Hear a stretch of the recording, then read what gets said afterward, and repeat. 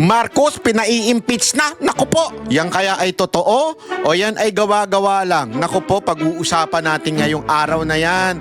Itong issue ng impeachment ni Marcos. Totoo kaya yan o isang lokohan lang o it's a prank? Ika nga, sabi ng mga iba. It's a prank. O, malay natin. Yan ang ating pag-uusapan ngayong araw na ito. At syempre, matindi ang matindi ang pangyayari ho sa social media. Ha? Tingnan natin ha. Una-una itong impeachment. Panoorin ho natin ha.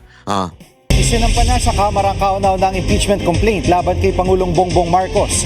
Live mula sa Batasang Pambansa, nangunguna sa balita si News 5 House correspondent Marian Enriquez. Marian, anong basihan ng sinampang impeachment complaint?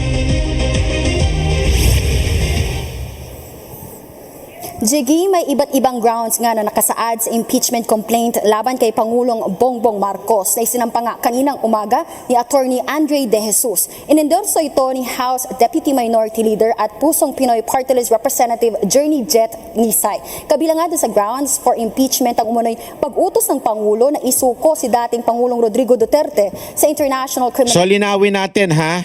Ang nagsampa ng nagsampa isang abogado. Okay, isang abogado na ayon sa balita ay dating abogado ni First Lady according to politico.com.ph, ha? Gago. Yan ang sabi ng balita eh. Oh. Tapos yun yung nagsampa ng impeachment. Ang nag-endorse ay isang quote-unquote contractor daw, congressman na isang kontraktor. Pero ito matindi dito. Ipapakita ko sa inyo kung papaano etong media ay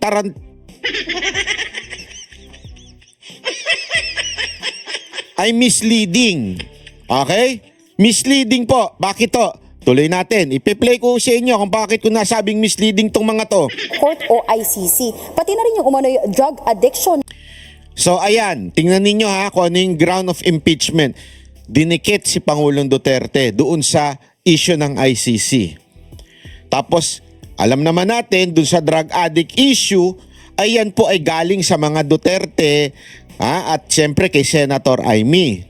So diyan sa forma pa lamang nung impeachment complaint, mukhang pinalalabas na ito ay galing sa mga Duterte.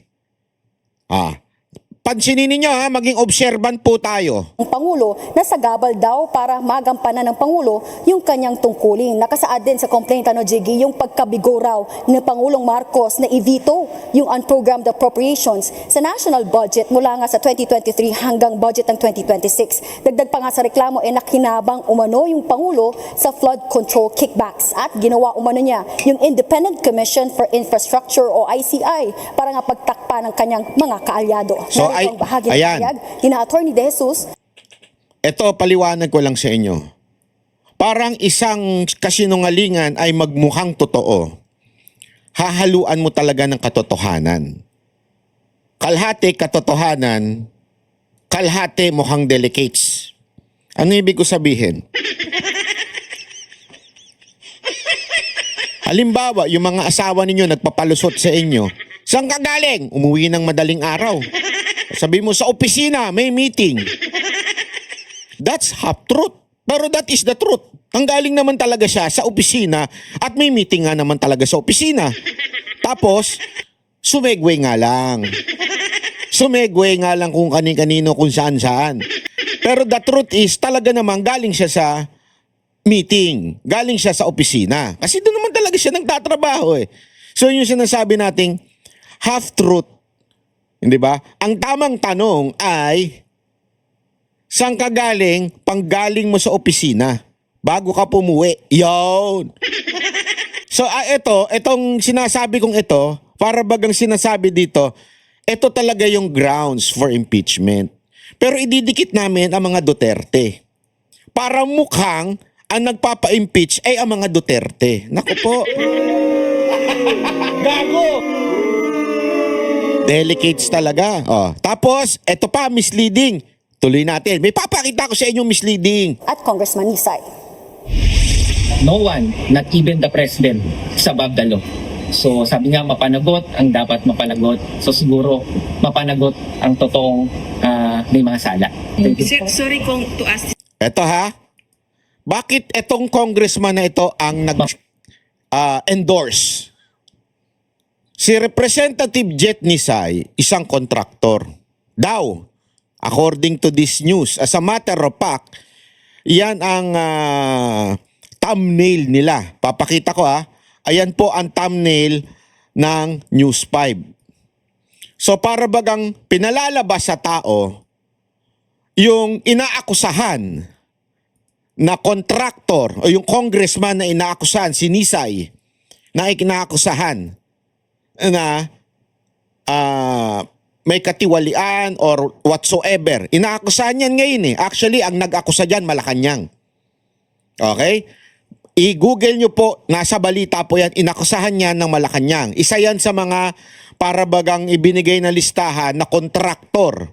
Congressman na kontraktor. Okay? Ngayon, bakit siya ang nag-endorse? Para mukhang kaya niya kinakasuhan si BBM o kaya niya in-endorse yung impeachment ay dahil gumaganti lang siya. Dahil siya ang unang inaccuse. So madaling salita, parang ang pangit ng dating sa taong bayan. Kaya inakusahan niya si BBM ng impeachment, it is because kontraktor yan. Yan, tingnan ninyo thumbnail. Always remember these people in the house. Okay? Always remember this. I've been studying blogging for a couple of years. Talagang pinag-aaralan ko kung paano mag-vlog, kung paano palawakin ang market sa vlogging. At ang laging number 1 na sinasabi ay make sure maayos ang thumbnail at ang title. 50% ng iyong quote-unquote success sa pagbablog ay yung thumbnail and the title. Which is, yung title ay nasa thumbnail din minsan o kadalasan. So dito pa lang, kitang-kita mo na may pagbali na ng katotohanan. Ano ibig sabihin? Dito pa lang, ang pinakikita na sa minds ng mga taong nanunood, bago pa panoorin yung video, sinasabi na nila nitong TV5, itong News 5 na sinasabi na itong tao na ito, kaya ito nagdedemanda, kaya ito nagpa-impeach ay dahil siya ang unang inakusahan o siya ay kontraktor, siya ay kumita, siya ay parang ganun ang pinalalabas. Kasi nga again, ang mga kontraktor na congressman ina-accuse ngayong panahon na ito. So, yung palang pinalalabas, 50% na pinalalabas ng news na ito ay tila hindi karapat-dapat kasuhan o impeach si PBBM dahil ang mga nag-aakusa sa kanya yung talagang mga tunay na akusado. Yan po ang pinalalabas. O, tuloy natin ha. Panagot ang totoong may mga sala. Thank you. Sir, sorry kung to ask this question, pero are you working with the side of the Vice President? Are you working at the side of the Vice President? Napakaano naman nung question na yun? What made you think that way na kaya pinapa-impeach because of the Vice President? First and foremost, tinanong nyo ba yan nung panahon na in-impeach si VP Sara Duterte? Are you working in the side of the President? Wala eh. Walang ganyan. Eto, inintriga nyo na kaagad, are you working sa side ng Vice President? Tingnan nyo pa kung paano nila i-insinuate ha. Tingnan ninyo, ipapakita ko sa inyo. No.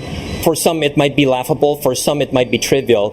But an allegation that our sitting president might be somehow involved in an addiction of some sort to prohibited drugs should be alarming. At Marian, anong background ni Attorney De Jesus at Congressman Nisay? Jiggy, 20 taon na ngang nagpa-practice bilang isang litigation lawyer itong si Attorney De Jesus at napag-alaman naman natin na isang contractor ang nag-endorso ng naturang complaint na si Congressman Nisay. Pagmamayari niya yung kumpanyang JVN Construction and Trading at isa nga siya dun sa mga nirekomendahang kasuhan ng Ponder at Graft ng ICI. Oh, ayan ha. Malinaw. Hindi po sa akin ang galing ha.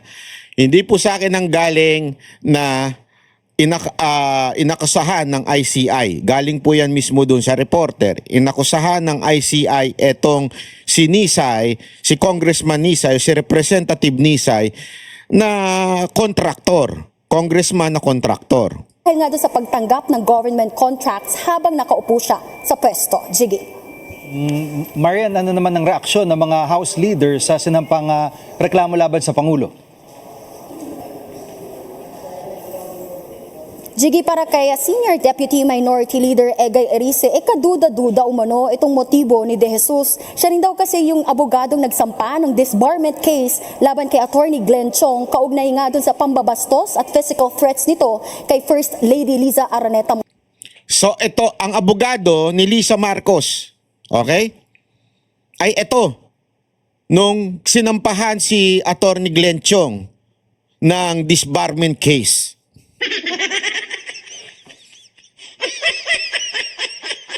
Same lawyer na nagsampa ng impeachment kay Marcos ay dating lawyer daw, according to this report. Dating lawyer daw ni Lisa Marcos na nagsampa ng disbarment case against Glenn Chong.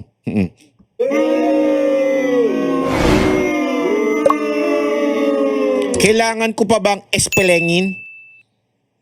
Your guess is good as mine. Sabi nga. Gago! Pag mga ganyan, napapa-English tayo eh. Di ba ho? Ang tindi, di ba? Ang tindi. Sabi ko nga, tangina, di mala naghanap ng ibang abogado. Talagang nagtitipid? Nagtitipid kayo, Malacanang? Marcos, hindi rin daw ito ang parehong grupo na lumapit sa kanya noon. Sabi ni Erice, kasi di ba may lumapit sa kanya, ibang grupo daw ito. Ay, diyan pa lang Brad, amoy na amoy ko na. Ano ibig sabihin? Nung nireveal ni Erice na may planong may mag-impeach sa kanya, may ibang grupo na lumapit sa kanya, napanood ng Malacanang. Putang ina, impeach tayo ah. Unahan na natin. Unahan na natin.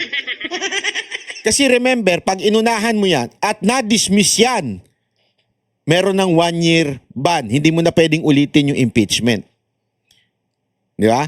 So naiisip tuloy ng taong bayan, ito ay isang moro-moro lamang na impeachment. Ibig sabihin, isang, alam mo yon, isinampa ito para ma-dismiss at mailigtas na si Marcos for 1 year. Nako po. Ibig sabihin, next year na uli yung impeachment. Gago! Pakisulat nga yung mga komento nyo dyan kung ganyan din ang inyong naiisip. Kasi ganyan na nababasa natin sa social media eh. Nga sa planong impeachment complaint at dagdag pa nga ni Erice, malaki yung tsansang ma-dismiss agad ang naturang reklamo dahil sa lack of form and substance. Kita ninyo? Lack of form and substance. Importante kasi yan mga kababayan. So ginagago nila na naman yung sistema. Tinatarantado na naman nila yung proseso. Di ba? Ganyan yung ginawa nila doon sa impeachment ni VP Sara Duterte. Ginago nila yung proseso kaya ibinalik ng Supreme Court. Remember that. Marami sinabi ang Supreme Court. Ang isa sa mga sinabi sa pagkakaalala ko, correct me if I'm wrong, sa pagkakaalala ko, kasi nga hindi man lang nabasa ng mga tao, ng mga congressman, yung complaint, no time, at the same time, para bagang hindi nabigyan ng pagkakataon si Vice President Sara Duterte na sagutin yung reklamo.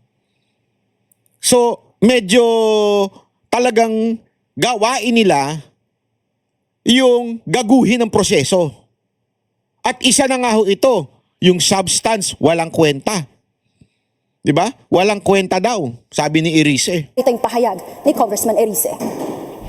I'm still puzzled with what is the motive, because anytime any person can file a complaint until within the week. So pareho lang.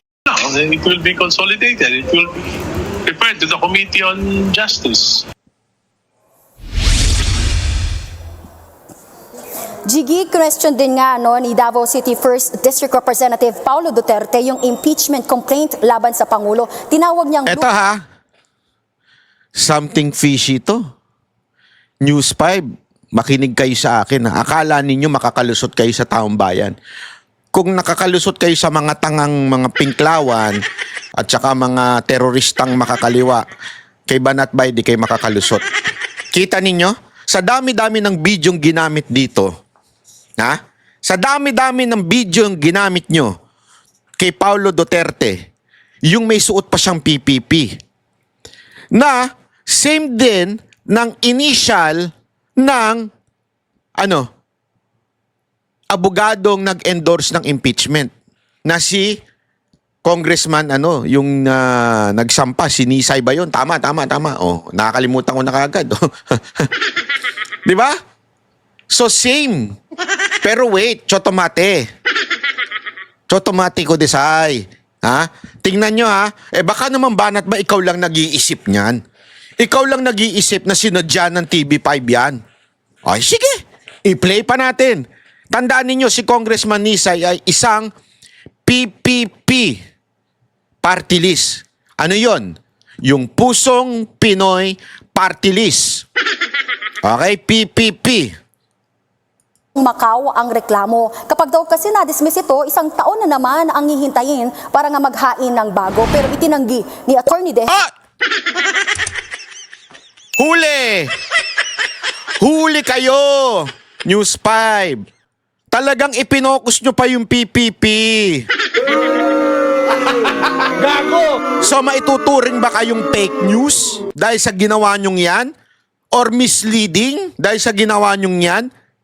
Remember PPP, Pusong Pinoy Party List, yung nag-endorse ng impeachment ni Marcos na si Representative Jet Nisay. PPP Party List. Okay? But,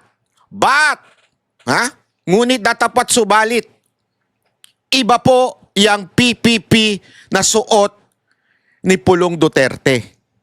Ibang party list yan. Anong party list yan, mga kababayan? Yan po ay Puwersa ng Pilipinong Pandagat.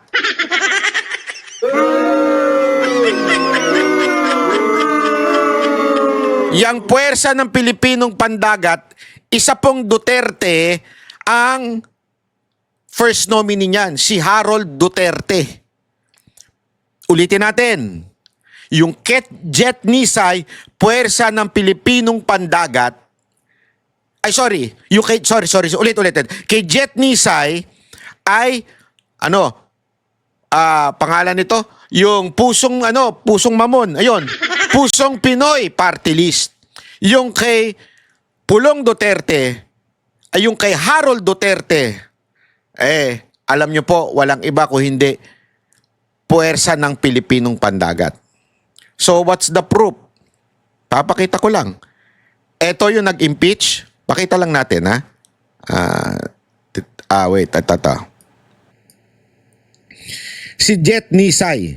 Ayan, malinaw ho yan. Nakasulat po dyan. Ang nakasulat po dyan ay Pusong Pinoy Party List. Kasi naman, pati yung mga ganyan, di ko alam bakit nagkakaroon ng mga ganyang party list eh. Pusong Pinoy Party List. Okay? Pusong Pinoy Party List. Ano naman yung party list ni Pulong Duterte o yung anak niya? Ito naman po. Ano yan? PPP Party List. Kita nyo, same logo? Ano po yan? Yan po ay Puwersa ng Pilipinong Pandagat. So kahit nga ako, namimix ko eh. Kaya lang, sa dami-dami ng video na gagamitin ng News 5, bakit ito ang ginamit? News 5, are you trying to insinuate na si Pulong Duterte ay kakampi ni Nisay, ni Congressman Representative Contractor Congressman Representative Nisay? Ha? Yan bang sinusubukan ninyong subconsciously ipasa sa pag-iisip ng mga Pilipino? Kung makakalusot kayo sa mga tangang pinklawan at mga pingtae at sa mga teroristang makakaliwa, hindi kayo makakalutsot sa mga banateros. Booking kayo dyan. Magkaibang party list yan, pero bakit yan ang ginamit ninyo? Napaka-obvious. Na konektado siya kay Pangulong Marcos. Narito ang kanyang pahayag. Oh. So talagang inano ninyo ha? Zinumpa ninyo. No links with the president himself. I've never met either the president. I have never met the president or the first lady. Bakit sabi ng News 5? Kayo daw ay abogado ni First Lady ni Lisa Marcos. So ibig sabihin sinungaling yung News 5? O kayo ang sinungaling? Hindi. Linawin natin. Diba? Napaka-importanting maunawaan natin ito mga kababayan. Tuloy. Or the first lady. What does matter to me is that there's a need to hold the president accountable. The grounds are there, and I'm looking forward to an opportunity, an avenue through which to have all these grounds ventilated. Ayan. Jiggy, para naman kay House Speaker Bogie D, walang basehan para ipa-impeach nga itong Pangulo. Aniya, malinaw na ginagampanan ng Pangulo ang kanyang mandato. Jiggy. At Marian, ano ang magiging sunod na proseso ngayong natanggap ng Yari. Secretary General ang impeachment complaint? Jiggy, ayon sa Secretary General, ay ire-refer na nila ito sa Office of the Speaker. Oras. Wow! Ang bilis! Ang bilis! Dati, inantay nyo pa umabot dun sa fourth complaint bago nyo ni-refer. Sinigurado nyo muna na talaga may substance yung impeachment complaint. Ngayon, una pa lang, i-refer nyo na kaagad. So, ibig sabihin nun, madidismiss ka agad dyan. Gago! Kang inagaguhan no? Gaguhan talaga no? Tanggap na ng Speaker ay meron lamang silang 10 session days para isa lang ito sa order of business. Sa Naku po, in 10 session days, dismiss yung animal na yan. Gago! Wala na. Next year na uli. Kita nyo kung gaano ginagago ang mga Pilipino? Gago! Ano mga kababayan, papayag ba kayong gaguhin kayo ng gobyernong ito lalong-lalo na dyan sa Kamara? Gago! Kung hindi, is-post nyo sa social media. I-share ninyo to yung video na to. Kasi dapat di tayo pumayag gaguhan to. Tangina, ginagago nyo yung proseso At meron lang 3 session days para naman ma-refer ito sa Committee on Justice kung saan tutukuyin kung sufficient in form and substance ang reklamo. Ayon sa rules ng Kamara, deemed initiated na ang isang impeachment complaint oras nga na ma-refer ito sa Committee on Justice. Patay. Ayon naman sa konstitusyon, hindi na maaaring maghain pa ng Nako, panibagong wala na. impeachment Tapos sa na, parehong finish tao na. sa loob ng 1 taon oras na magsimula o ma-initiate na nga ang impeachment proceedings. Jiggy, sa January 26 o sa susunod na Lunes na nga magre-resume ang sesyon dito sa Kamara at aabangan wala natin na. kung isasalang na ba ito Gaguhan na. itong naunang impeachment complaint Gaguhan na talaga order sa of business Pilipinas. sa plenaryo at mag-aabang din tayo kung may hahabol pa ang ibang impeachment or grupo na maghahain nga ng impeachment complaint sa Office of the Secretary General within this week. Wala na. Rin kasing sinabi ng Makabayan Block na maghahain nga sila ng impeachment complaint laban kay Pangulong Marcos. Gayon din yung DDS group na sinasabi ni Erice na unang lumapit nga sa kanya na magpa-file ng impeachment complaint. Yan muna Wala ang na. latest dito sa Kamara. Balik sa'yo, Jiggy. Yan ang ulat ni Marian Enriquez live mula sa Batasang Pambansa. Mga Wala kapatid, na. Jiggy Manikad po. Gaguhan na talaga mga kababayan. Kitang-kita nyo na, di ba? Gaguhan na. So, kayo na ang bahalang humusga. Pero ayan napaka-obvious na talagang tinatarantado tayo ng gobernong ito. Payag po ba kayo? Ang bayan kong Pilipinas